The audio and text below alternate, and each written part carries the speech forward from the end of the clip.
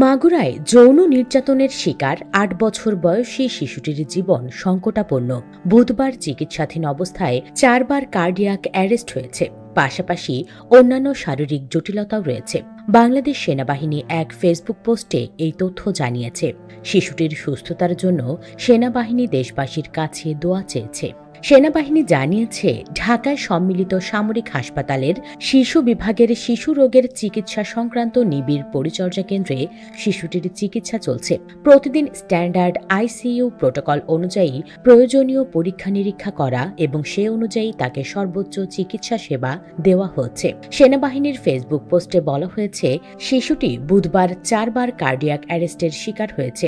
CPR দিয়ে তার শারীরিক অবস্থা স্থিতিশীল করা হয়েছে। তার রক্তে লবণের ভারসাম্যহীনতার কারণে ডায়ালাইসিস করা হচ্ছে। অন্যান্য জটিলতার পাশাপাশি শিশুটির রক্তচাপ ৬০/৪০ মিমি পারদ কিংবা তার চেয়ে নিম্নমুখী।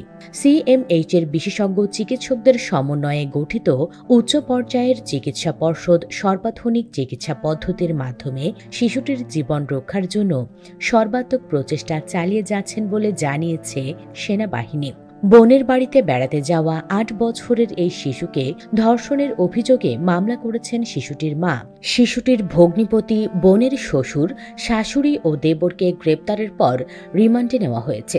শিশুর বোনের শ্বশুরকে ৭ দিন, স্বামী, শাশুড়ি ও দেবর প্রত্যেকের ৫ দিনের রিমান্ড মঞ্জুর করেছেন মাগুরার আদালত।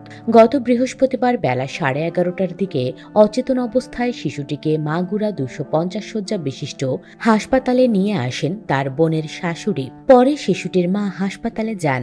ওই দিন দুপুরেই উন্নত চিকিৎসার জন্য তাকে ফরিদপুর মেডিকেল কলেজ হাসপাতালে পাঠানো হয়। সেখান থেকে বৃহস্পতিবার রাতেই পাঠানো হয় ঢাকা মেডিকেল কলেজ হাসপাতালে। এরপর শুক্রবার রাতে তাকে লাইফ সাপোর্টে নেওয়া হয়। সংকটাপন্ন শিশুটিকে শনিবার সন্ধ্যায় ঢাকা মেডিকেল কলেজ হাসপাতালের পিআইসিইউ থেকে সম্মিলিত সামরিক হাসপাতালে স্থানান্তর করা হয়।